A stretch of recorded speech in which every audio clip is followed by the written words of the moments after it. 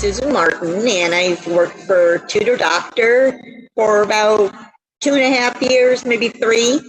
And I feel what makes my students successful is the first thing I do when I meet my students. I not only talk to the parents to let them know a little bit about me. One of the things that I do is I start by building a rapport with the students. I'm sitting there and we go over the things that they need help on, their weaknesses and their strengths.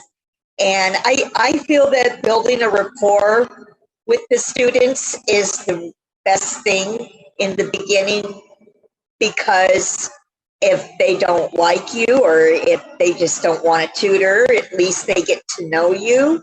And when you find out what their likes and dislikes are, you can kind of work that into your teaching strategies in order to help them become successful.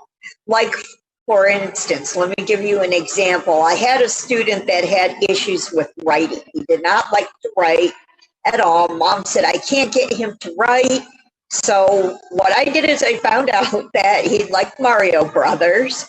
And so we sat down and I took out my whiteboards and I wrote down Mario Brothers. And I gave him the other whiteboard and asked him to write that down. And he not only wrote it down, but from there on is when I kind of got him to write more. And then next thing I know, I transitioned from him writing onto the whiteboards onto his notebook that his mother gave him where she wants him to write it. And I asked him, like, what are his favorite things? He will talk about, well, I like Mario Brothers, the movie. And I said, well, what do you like about the movie? And he'll name 3 details. And next thing I know, I had him actually writing a little mini essay about Mario the movie. And I did that like within the first couple of weeks, and Mom said, boy, I couldn't even get him to write.